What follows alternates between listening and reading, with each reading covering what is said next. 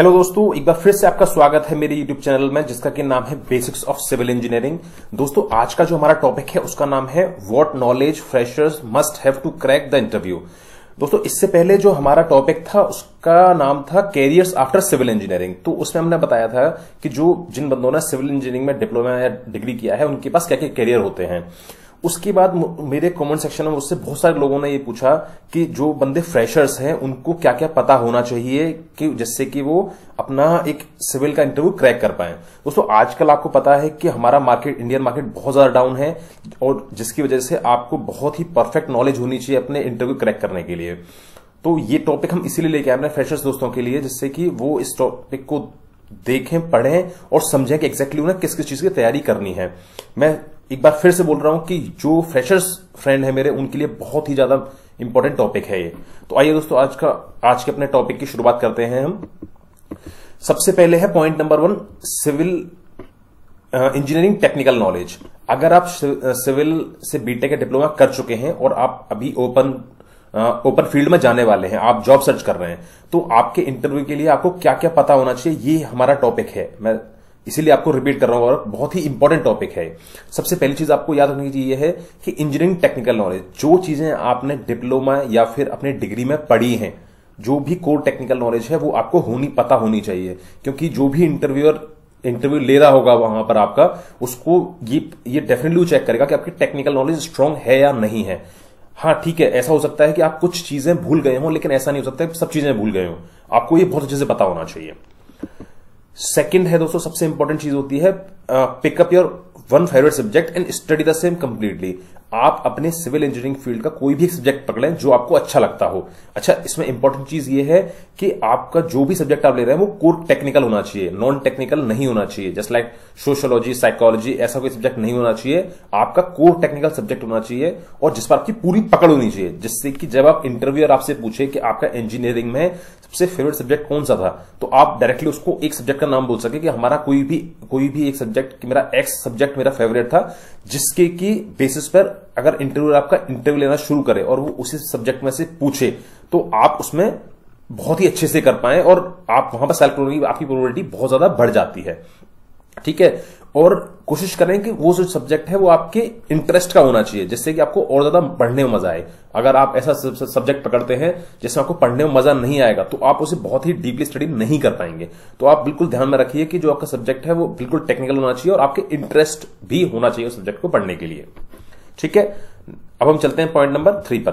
Point number 3 है हमारा कि हमें lab testing of RMC and building material, practical lab knowledge, RMC, कोर्सेन, aggregate, slump cone test, cube test, brick test etcetera. दोस्तों, ये सारे जितने भी टेस्ट हैं ये आप अपने इंजीनियरिंग या फिर डिप्लोमा के लैब्स में पढ़े होंगे। ठीक है, ये बहुत ही इंपॉर्टेंट होते हैं क्योंकि ये बहुत ही बेसिक सी नॉलेज होती है। जब आप इंटरव्यू देने जाते हैं तो इंटरव्यू डेफिनेटली आपसे पूछेगा कि ये जो बेसिक टेस्ट होते हैं आरएमसी के, बिल्डिंग मटेरियल के, तो ये आपको पता होने चाहिए। ठीक है, तो आप इन जितने भी टेस्ट होते हैं, जैसे ये मैंने जो लिखे हुए हैं सामने, आरएमसी का होता है, कोरसेंट का होता है, एग्रीगेट का होता है, स्लमकोन टेस्ट होता है, क्यूब टेस्ट होता है, ब्रिक टेस्ट होते हैं, ये बहुत ही जनरल टेस्ट है।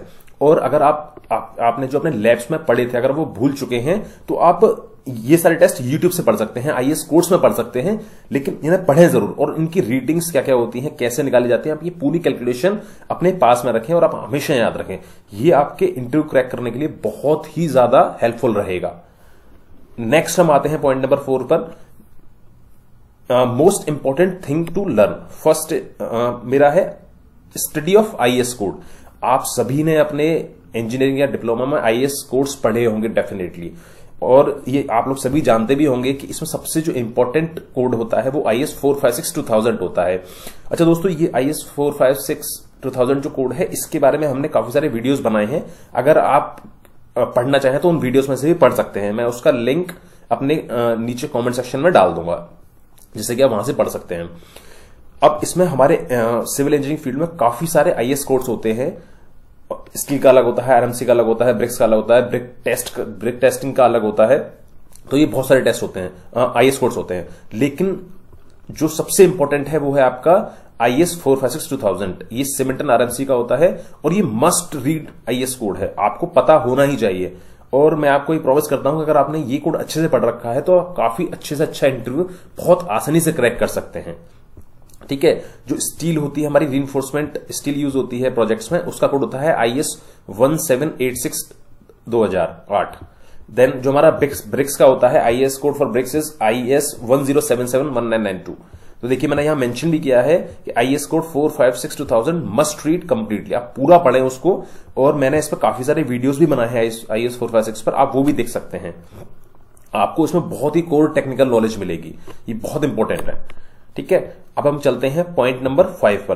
पॉइंट नंबर 5 हमारा बहुत ही बेसिक सी चीज है, basic knowledge of site work. देखिए जो हमारा साइट कंस्ट्रक्शन साइट होती है, अगर आप सिविल इंजीनियरिंग से डिप्लोमा या डिग्री किए हुए हैं तो आपको जो सिविल साइट होगी उसकी नॉलेज आपको होनी ही होनी चाहिए। मेरा पॉइंट नॉलेज से, बेसिक नॉलेज से है। मैं ये नहीं कहता कि आपको पूरा पता होना चाहिए, बट आपको छोटी मोटी इन्फॉर्मेशन होनी चाहिए। अब आप सोच रहे हो कि ये हमें इन्फॉर्मेशन मिलेगी कहां से, तो ये मैं आपको बताता हूं कहां से मिलेगी आपको। देखिए, learn from your industrial training.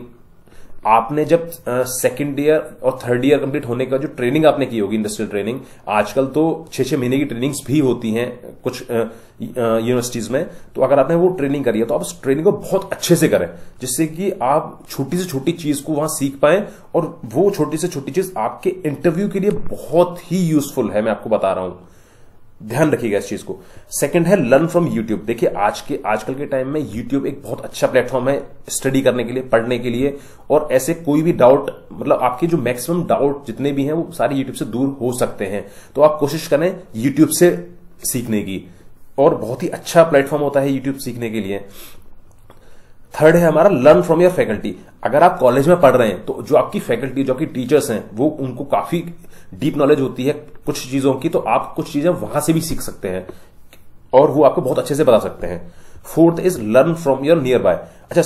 अच्छा, मैं एक सबसे इंपॉर्टेंट चीज बताता हूं आपको कि हम जैसे सिविल इंजीनियरिंग फील्ड के बंदे होते हैं, तो हमारे लिए सबसे अच्छी बात यह है कि जैसे एक घर बन रहा है, तो घर बनने में जो सिविल इंजीनियरिंग होती है वो भी यूज हो रही है। तो आपके आसपास भी घर बनते हैं, चीजें होती हैं, आप वहां से नोटिस करें, उन्हें सीखें कि डिजाइन कैसे है, कॉलम कैसे खड़ा हुआ है, स्लैब कैसे डली हुई है, वो सरिया कैसे बांध रहा है। वो सब कुछ अपने घर के आसपास से भी सीख सकते हैं। आपकी लोकेलिटी में कुछ ना कुछ घर बन रहा है, कोई कमर्शियल बन रहा हो, आप वहां से डेफिनेटली सीख सकते हैं। ये सारी चीजें वहां आपको मिल जाती हैं। तो दोस्तों ये जो 4 चीजें मैंने आपको बताई हैं, इन चीजों पर बहुत ध्यान दें और बहुत ही डेडिकेटली होकर आप पढ़ाई करें, क्योंकि ये जो टाइम है इंडिया में बहुत क्रूशियल टाइम है आज के डेट आफ्टर कोविड-19। ये हमारी जो जॉब्स हैं वो बिल्कुल नहीं है मार्केट में। आपको बहुत ही स्ट्रांगली तैयारी करनी पड़ेगी इंटरव्यूज के लिए, और आप तभी उसको क्रैक कर सकते हैं। सबसे इंपॉर्टेंट चीज जो आजकल लोग, मैंने देखा है, क्योंकि मैं भी काफी सारे इंटरव्यूज लेता हूं, तो मेरे से लोग पूछते हैं कि सर पैसे कितने मिलेंगे। देखिए, आपको फोकस करना है लर्निंग पर, ना कि पैसे कमाने पर। आप पहले स्टार्ट लर्निंग, आप पहले लर्न करें, उसके बाद आप कमाना सीखें। क्योंकि अगर आप पहले कमाने की सोचेंगे तो आप लर्न करना भूल जाएंगे।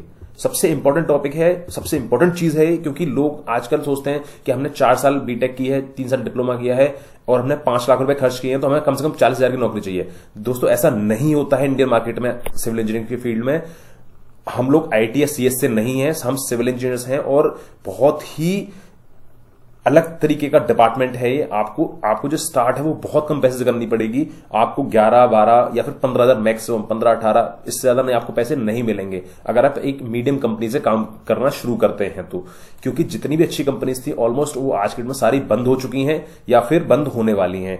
अब बहुत ही लिमिटेड ऑर्गेनाइजेशंस रह गई हैं मार्केट में जॉब करने के लिए, और उनके पास बंदे बहुत हैं और जॉब्स कम हैं। तो इसका भी ड्रॉबैक हमें झेलना पड़ता है। तो मेरी आपसे पर्सनल रिक्वेस्ट है, पर्सनल एडवाइस है कि आप पहले पैसे कमाने के बारे में बिल्कुल भी ना सोचें। आप फोकस करें, आपको काम सीखना है। क्योंकि अगर आपने एक बार काम सीख लिया मार्केट में से, तो आप पैसे आपको इजीली कहीं भी मिल जाएंगे। लेकिन जब काम नहीं आएगा और आप पैसे की ज्यादा बढ़ जाएंगे, तो आपके कैरियर में आपको एक टाइम के बाद बहुत ही ज्यादा सैचुरेशन आ जाएगा और उसके आगे आप बढ़ ही नहीं पाएंगे। तो ये सबसे इंपॉर्टेंट चीज है याद रखने के लिए। मैं जो भी मेरा वीडियो देख रहे हैं वो डेफिनेटली याद रखें कि आपको पहले काम सीखना है, आपको पैसे कमाने पर फोकस नहीं करना है। ठीक है, तो दोस्तों आज का ये हमारा टॉपिक यहीं खत्म करते हैं। उम्मीद है कि ये टॉपिक आपको काफी समझ में आया होगा और इससे काफी सारे डाउट्स भी क्लियर हुए होंगे आपके।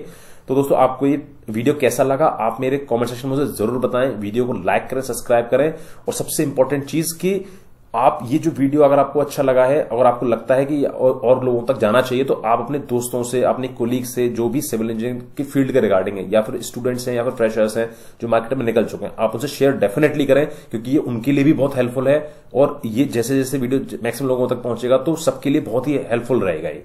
तो दोस्तों मिलते हैं नेक्स्ट वीडियो में एक नए टॉपिक के साथ, तब तक के लिए thank you and all the very best.